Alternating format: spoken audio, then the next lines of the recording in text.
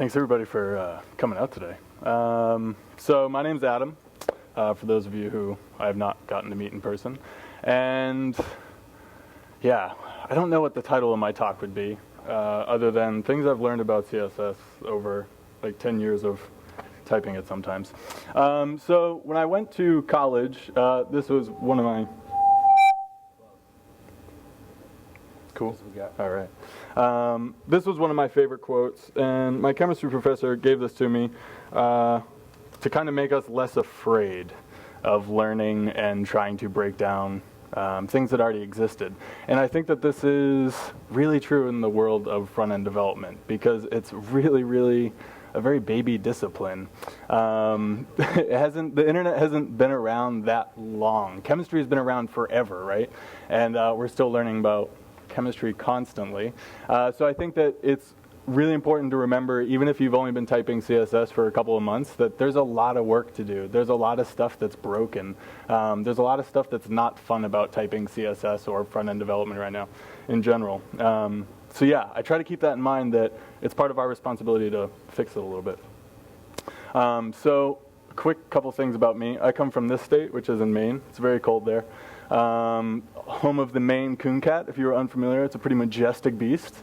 I'm definitely a big cat fan, if you did not know. I went to college in Ohio, another cold place, and I studied studio art there. And then I moved to this wonderful state of California, a place much further south called Los Angeles, because I got a job designing amusement parks, which most people think is like this, but I didn't get to design any roller coasters at all. That's smart people who do physics and engineering and things like that. But they did let me color pictures in of amusement parks. But it was great training as a first design job, because designing amusement parks is kind of crazy. You have all these things to think about, like a family waiting in line for 4 hours for one ride, and you don't want to put the two most popular rides next to each other, because then they're going to wait back to back. You want to spread some stuff out. You've got to tell stories along the park, and you don't know which direction people are going to go in, and you want the story to make sense the whole time. But the biggest thing, I think, so I started designing amusement parks and got a little bored with the fact that they're still working on building stuff I was designing 8 years ago. And on the web, you can build stuff up in like an afternoon and tear it down, and probably most of the websites I've ever built don't exist anymore, which I actually kind of think is cool. So I went to work for this company, and they called me and they wanted me to come work on this print platform where they were going to do data visualizations of people's energy usage and mail it to their houses to get them to use less energy. And this sounded so crazy to me. I was like, why don't you make a website? And they said, we have a website and nobody goes to it, but we print these reports and we save tons and tons of energy. And that sounded pretty neat to me. I was kind of a dirty hippie in college, and there weren't a lot of other web jobs where I could save energy. But this platform that I had to work on, the reason I bring this up is it was a print platform, and it was completely built with HTML and CSS, and we had a lot of problems that didn't exist on the web, like there's no hover states, right? So there's no animations, there's no interactive stuff. Everything's kind of done in place. You can't mess up printing. You can't print something, get a mistake, mail it to somebody's house. You can fix your website, right? And like maybe nobody noticed. When you mail 750,000 of something to somebody and it's got the wrong word in it, or you know, the text is off the page, that's not good for anybody. It's not good for your users, and it's not good for your customers. So when I worked at OPower, I got to work with a really talented group of software engineers that taught me a lot of really awesome things just about typing code that helped shape the form of how I think about authoring CSS. So this guy's name is Dave Copeland. He's big in the Ruby community. But one time he challenged me and he said, Adam, who do you think is the best in the world at CSS? And I don't actually think there's one like CSS overlord that rules us all or anything. I don't really think there's one person who's good at CSS, but I understood his question, and I gave him some names of people I thought were pretty good at CSS. And he said, what would it take for you to be the best in the world? And I started to answer, that would be impossible, which I realize is like a horrible attitude to have. And even though I don't think I could be the best at CSS in the world, I started to wake up and think, like, what would it take? Like, what is there left to learn? Like, what things can we discover? How would you become the best at CSS? And this guy is absolutely as crazy as this photo looks. This guy's name is Yoni, and I was explaining this really convoluted thing I wanted to build to him one day, and he looks at me and he goes, dude, this is like so trivial. And I was pretty offended and taken aback, because I was like, this is really complicated. I've never done anything like this. He goes, but so many people have. I was like, yeah, but I've never done it. And he said, you shouldn't be entertained by doing stuff a million people have done before. He said, in mathematics, if somebody's done something, it's trivial. And if nobody's ever done something, it's impossible. And I'm only interested in impossible tasks. And I thought that like blew my mind, right? I was like, I'm just trying to get this box like on a page. I was like, your advanced electrical engineering degree doesn't apply to me here. But I did think it was a wonderful frame of mind to be in when we try to approach problems. And so I'm going to talk about this stuff, and I'm starting to talk about some technical things. So I went to work at Salesforce, and we did some business things there. I actually have these slides out of order. I went to work here first. So I get here, and this is what drives everything, empathy, right? Like, CSS is my empathy medium. I know that probably sounds weird, but like, I don't care about clean code. I don't care about code in general. I'm a designer. I just want my users to like have a better life. I know that sounds really freaking silly, but like, that's my mom. And she's awesome. And like, I've seen her use her phone and be frustrated by trying to use a service and it just doesn't work. And it's like, ah. And these are my grandparents, and my grandmother uses the internet like all the fucking time. And she calls me to complain about it. And she's like, I don't understand why this works. What browser are you using nowadays? But those are people that use the stuff that we build. And I care about their time. I care about their frustration levels. So brings me to this topic of the veil of ignorance. So there's this guy, John Rawls, who brings up this concept of like, say you could change anything about the world we live in, right? Like, you could make completely new systems with completely new laws. What would that look like? But the catch is that when you wake up tomorrow, you're not going to be you. Like, you might be a woman, you might be a man, you might be 105, you might be 12. You might be really rich, you might be really poor. And the point is, like, to think about all the stuff you don't have to think about, this veil of ignorance we live in all the time, right? And I think this is true, like, beyond CSS in our crazy country right now. And I think all of us live in, like, so many different veils of ignorances where we don't think about what other people go through. And I try to think about that at every level when I write CSS. I try to think about, like, you might not have a fast connection. And I don't mean some person in a third world country. Like, have you gotten lunch at the Ferry Building in San Francisco? Like, I have, like, a brand new phone. I'm, like, in a building across from major tech places. No internet. Cannot get text to load my phone. So, like, performance matters. Your device matters. So I try to embody that. I try to think and meditate on all the stuff that my users are going to have to go through. And I try to write CSS that enhances things and doesn't take away from the experience. But as somebody who's written CSS for like 10 years now, this is kind of how I feel every single day, no matter how much I learn, no matter what other people teach me, no matter what cool frameworks come out. So I worked at like this print platform, and I had to make sure nothing ever broke ever, which was an interesting task. And performance really mattered because it's print, and they've got to rip these PDFs. And like, I could make performance changes that saved like hundreds of thousands of dollars a year in print costs.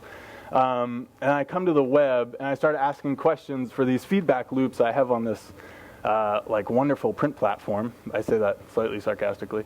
And I'm asking questions like, well, what's better for architecting your media queries, this or this? And people are like, I don't know. And I'm like, well, I don't know. How much is like too much CSS for a website? Like, I haven't built websites in forever. People are like, I don't really know. I'm probably asking the wrong people. I bet if I had known any of you at the time, you would have given me awesome answers. So I kind of like, as I get back to the web, I start really questioning, like, what is good CSS? I don't really feel like I can answer that question. Like, that And I think the first thing is like stuff works, right? Like for me, like I just want, I've only ever been paid to solve 2 problems on the internet, which is one, getting people to consume content, right? Like they might be reading words, they might be watching a video, they might be looking at images, but like no matter what it is, like it needs to be on a canvas, right? Like if it's off the canvas, they can't solve that problem of consuming the media. And the other thing is like I need to get people to type into a box and hit submit. And I'm just trying to not fuck those 2 things up, right? Like, so I think that this is important, and I think that there's no bounds to this at all. I think like these watches are probably going to break all the websites that I've ever made, but when I start testing on watches, I want it to work there. So these are a couple of things that I believe to be true, and I don't really have much willingness to compromise them at this point. I think that everything should be readable on any device, and I mean that like while you're walking down the street or bouncing up and down in the back of a cab while you're slightly tipsy. I mean that like if you're dyslexic, you should still be able to read things. We should think about the typefaces we pick. I think everything should be as performant as possible. Like, I don't think the bar is high enough there, right? Like 1,000 milliseconds, after that, you're losing money and people's attention, but you're also wasting people's time. And 1,000 milliseconds isn't that long. Like every single millisecond counts. So when people say CSS performance doesn't matter, I get really sad. I think that designing in the browser should be easy, and we should have systems that promote that. And I think that doing one thing extremely well promotes reusability. And I know that that's been said a million times before, but you think about something like Nicholas Gallagher's ClearFix class, and it's just this one thing that does this other thing perfectly, and almost everybody uses it, and it's canonical at this point, and like we need more of that. We need more small things just do one job really well. So if I didn't know better, I would think that this quote by Douglas Adams was about CSS authors, at least the ones I hang out with and write code with. So, and I would put myself in this camp in that I just constantly felt, as I was coming back to the web, that I was doing the same stuff over and over and over and over again. And so I decided to, when I was trying to answer this question, like, what is good CSS? I was like, you know who might know is like the top 500 websites. So I read all their CSS, and I'm not kidding about that. I read it line by line by line, because I was interested in why systems break down, right? And CSS is kind of weird in that it's, people always tack stuff on at the bottom. So you actually get this linear view of how systems get fucked up. And because I'm empathetic to those users, my first priority is the people who actually use the products we build. But I also write CSS that I expect other people to use. And so those are my users, and I care about them. And this is all I see. This is what I see front-end people do. Because the myth about CSS that everybody sells you is like, dude, man, inline styles are horrible, right? Dude, if you write a class, you could change it and it'll propagate everywhere on your website. This sounds like a nightmare. Oh my God. I don't know if everybody has a different job than me, but normally I need to change like 3 things on one page as quickly as possible and get the fuck out. And like, I don't want stuff to propagate to the thousands of pages that I can't see. Like, if you work on Salesforce's main app, it's not like you can just like run through and like do some visual regression testing. Like, they have so many modules that get embedded everywhere, right? And I think that's the state of development. But you constantly see this, which is really just this seems like a lot of work to reset margin padding to me. And it seems unlearnable. Like, I'm not going to remember this the next time I have a project. And I feel like if I was a cat and I saw that code, I would look like this. And and this is another example. This is a different website. I'm lazy. I know you guys don't really know me, but I'm really lazy. And this seems like an incredible amount of work to put 10 pixels of margin on the bottom of an element. Yeah, this is my internal cat monologue. And like, when I'm seeing these things, I'm like, you just really want that Lego block. Like, you want this Lego block that does margin bottom 10 pixels. And this is how I think about building the majority of UI, not all of it. But I think it's really just these like small Lego blocks that I want to like throw on HTML really fast. So this is another. This person, like, I would have left this job. I would have gotten like halfway. And oh man, Textalign, right? Got it. Yeah. So, but I start seeing this, and like, I asked this question that, you know, I've been typing CSS at this point for like 6 years, and I'm wondering to myself, like, like how big is CSS, right? Like so much of CSS is just these one-line things that just, like how many other times do you think in the system they set background color to EEE, right? I mean, that's cool. And then like look at the class name, right? Gray wall. Which, like, because they're just trying to change this one thing. And, like, I don't think this person's bad at CSS. Like, I think they were trying to do something in a time crunch, and this is their understanding of, like, how to traverse the DOM. I got nothing but love for that. That's my happy cat face. So, yeah, CSS is, like, 20 kilobytes. And you're probably like, what does that mean? And so there are some kind of limits to this. Ooh. Yeah. So, sorry. So CSS is like finite for the most part, right? Like, I mean, you can do a bunch of crazy stuff to it, but it's not JavaScript, it's not Ruby, it's not like open-ended programming thing. Like, most of what you're trying to do in the web has already been done before. And like, they're just a set amount of string values. So let me give you a good example here. I don't actually know that much about animations. Background repeat, right? Like, these are your only options. So I wondered to myself, yeah, like if you just kind of dumped everything into one file as single-purpose classes, how big would that be? Because I'm looking at websites, like when I joined Salesforce, they have like a megabyte of CSS. And like, that sounds crazy to me, but I don't know, they've been around 14 years. Maybe that's a completely reasonable amount of CSS to have. So when I say 20 kilobytes, I mean, I have like 140 colors set to border color, right? Like, I've never built a website that has needed this many border colors. So I tried to like really blow this experiment out and put as many possible things in there. And I put a bunch of scales in there. But the point is like 20 kilobytes, that's minified in gzip, by the way. That's not just like a raw, uncompressed file. But 20 kilobytes is pretty small, and it's an interesting baseline to me. And it makes me look at other websites, like Kickstarter, right? It has 793 kilobytes. They did this morning anyway. That is a lot. And there are two factors there, right? Like, you're sending that file to a client that somebody's got to like download on their phone or their desktop. But you also are giving all this work for people to like memorize or sift through later. And so much of it is just these little Lego blocks. Anyway, so that is all of CSS in one file. It's kind of like a running experiment I have. I don't think that your code base should necessarily look like that. That's not what I'm saying at all. But I think I was kind of flabbergasted that I'd never asked myself, what are the limits here? So that's my happy cat, that it's only 20 kilobytes.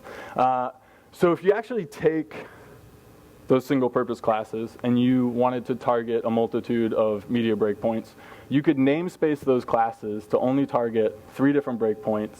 So you're essentially got the CSS language times 4, right? I don't know if you're following me here. And that is only 42 kilobytes or something like that. So this kind of blew my mind when I started to put this together. And I think that right now we're starting to see this move towards more inline style stuff. I know React, there's a talk right now going on about React where inline styles are like the future of the internet. And I could not be more of a proponent of this. I totally think there's a place for like component-based classes and stuff like that. But I think that, I've been running these tests on websites, and I don't have the internet right now, so I can't show you my numbers. But, you can, like 40% of most websites just breaks down to floats, display, colors, border styles, background colors. And positioning, right? It's just structure and skins. It's like 40% of your CSS. So I want to give a big thanks to this guy who has been working on this website called CSSstats.com with me, which is this little thing that he and I built to start to try to answer some of these questions that we were constantly having. Like, yeah, how much is too much CSS? When we refactor a large code base, how much is just redundant? Like, where are our biggest bangs for the buck if we want to abstract things out? So check that out if you ever want to kind of get like a little living style guide and see what your code base looks like, CSSstats.com. This is my info. But I want to leave you with basically a call to, put that back up, a call to arms to like expect more of ourselves and to push ourselves more, because I think that our users are important, and I think sometimes I've worked with engineering teams, and we're trying to solve problems, and we get away from the actual problems that we're trying to solve, which is that like we just want to chip away at making people's lives better with technology. We want to solve problems creatively, but the most important thing to me is our users and making sure that like we respect their time. So anyway, thank you very much.